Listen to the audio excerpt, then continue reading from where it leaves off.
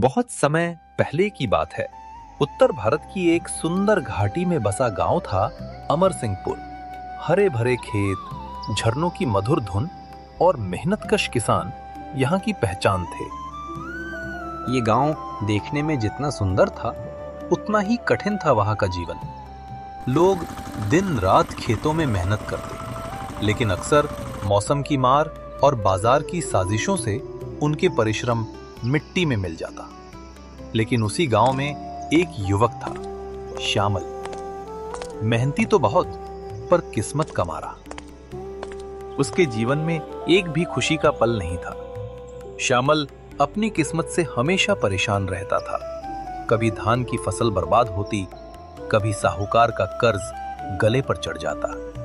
उसकी आंखों में सपने तो थे, मगर किस्मत ने जैसे कभी उन सपनों को पनपने ही नहीं दिया।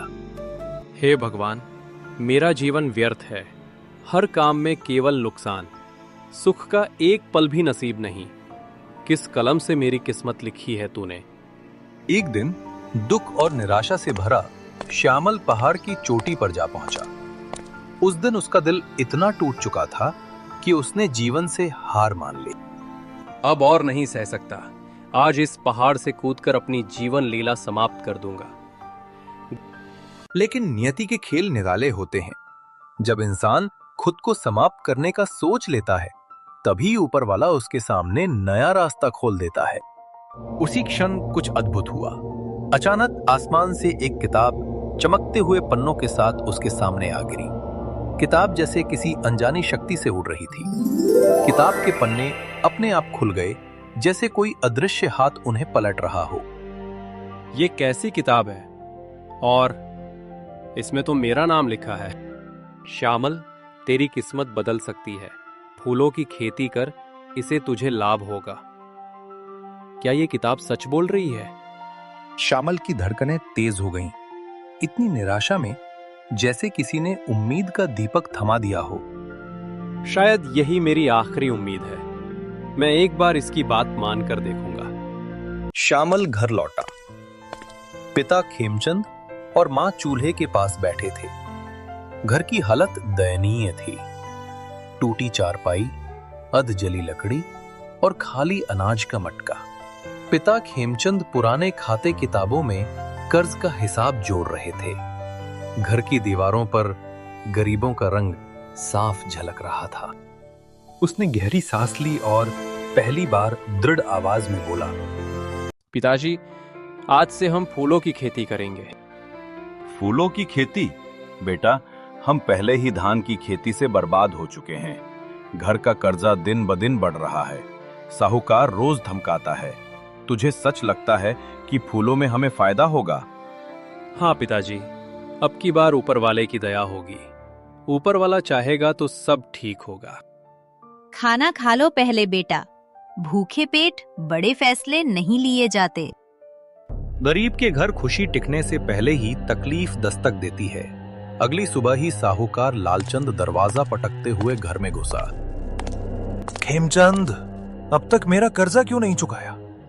पैसा नहीं है तो जमीन मेरे नाम कर दो, वरना समझ लेना अच्छा नहीं होगा।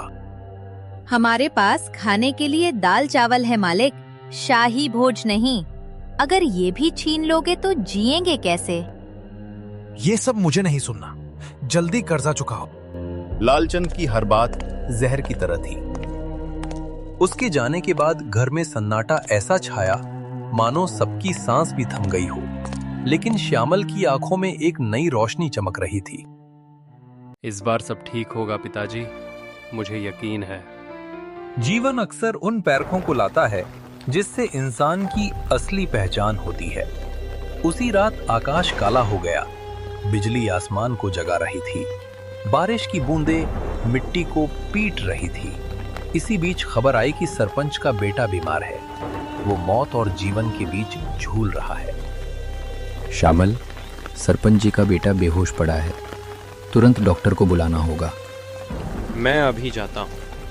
कीचड़, अंधेरा, बारिश और थकान, इन सबसे भी जूझते हुए श्यामल पीछे नहीं हटा। उसका हर कदम मानो कह रहा था, मैं हार मानने वाला नहीं।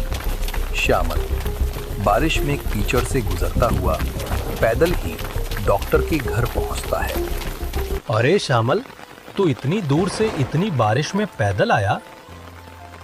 डॉक्टर साहब, वो सब छोड़िए, जल्दी चलिए, सरपंच का बेटा बहुत बीमार है। ठीक है, मैं तुरंत चलता हूँ। कभी कभी इंसान का एक छोटा सा काम किसी का पूरा जीवन बचा देता है। डॉक्टर की दवा ने सरपंच के बेटे को मौत के मुंह से खींच लिया। उसे रात गांव ने देखा कि असली दौलत धन नहीं, इंसानियत होती है। डॉक्टर की दवा से सरपंच का बेटा बच गया। घर में चीख पुकार की जगह राहत और आभार था। श्यामल, तूने मेरे इकलौते बेटे की जान बचाई। अब से तेरे परिवार का सारा कर्जा माफ, और अगर भविष्य में तुझे किसी चीज की जरूरत होगी, मैं हमेशा तेरे साथ रहूंगा।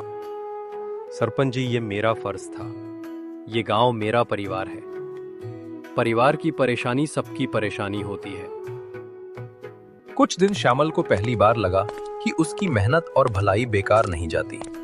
ऊपर वाला उसे देख रहा है। दिन बदले, मौसम ने साथ दिया। शामिल ने अपनी जमीन पर फूलों के बीच डाले वो खेत, जो पहले बंजर लगते थे, अब रंग बिरंगे फूलों से सजने लगे।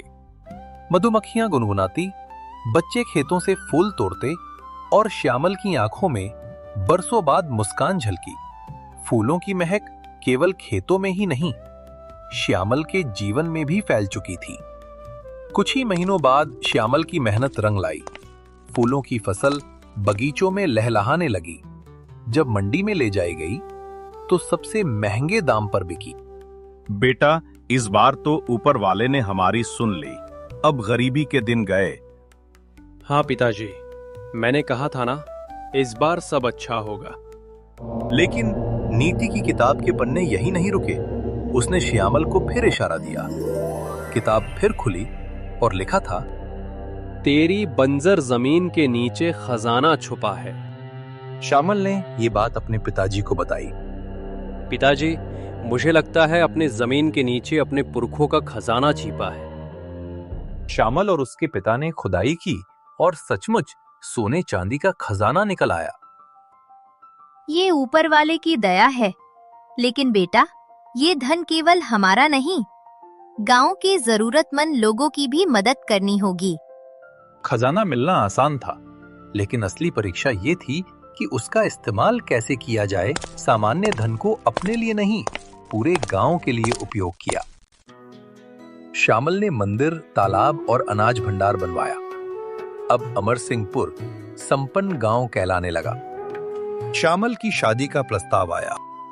माँ, मुझे लड़की पसंद है, बाकी आप जैसा आप चाहें। ठीक है बेटा, शादी तेरी पसंद की लड़की से ही होगी। समय बदला। श्यामल अब गांव का आदर्श बन चुका था। उसकी शादी की तैयारी गांव में धूमधाम से होने लगी। ढोल नगाड़े बजे, बच्चे नाच और हर घर में मिठाई बटी। पूरे गांव में खुशियां मनाई जाने लगी। लेकिन नियति हमेशा इंसान की परीक्षा लेती है। शादी से ठीक एक दिन पहले किताब में नया पन्ना खोल। उसमें लिखा था, आज तेरा मौत से सामना है। श्यामल की आंखों के सामने अंधेरा छा गया। क्या ये किताब झूठ कह रही थी? ये सचमुच उसका जीवन यहीं समाप्त होने वाला था।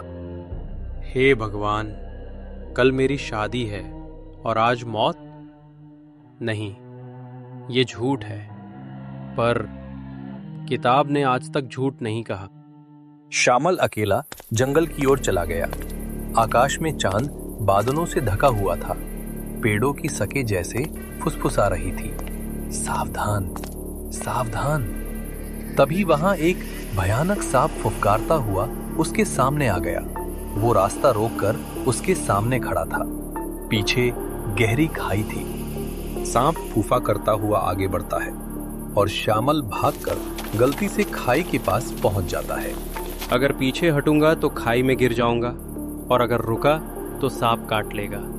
हे भगवान, अब क्या करूं? लेकिन भगवान की लीला अपरंपार है। उसी क्षण आकाश से गरुड़ पक्षी उतरा और सांप को अपने पंजों में उठाकर दूर ले गया। और भगवान, आपने मुझे फिर से जीवन दिया। मैं हमेशा आपका आभारी रहूंगा। 2 दिन बाद उसकी शादी हर्षोल्लास से हुई। गांव में जश्न का माहौल था। लोग कहते, जिसकी किस्मत किताब में ने बदली, उसका जीवन अब सुख शांति से भरा रहेगा। गांव वाले उसे आशीर्वाद देते रहे। श्यामल, तेरी किस्मत की किताब ने तुझे नया जीवन दिया है। तू सदा सुखी रहो। नहीं भाइयों, मेरी किस्मत किसी किताब ने नहीं, बल्कि मेरे साहस और भगवान की दया ने लिखी है। सच्चाई यही थी कि किताब केवल रास्ता दिखाती रही। असली मंजिल तक पहुंचना श्यामल के साहस, ईमानदारी और भलाई की वजह से हुआ। और यही संदेश वो गांव वालों को हमेशा देता रहा। किस्मत लिखी जाती है कर्म से और कर्म चलता है विश्वास से।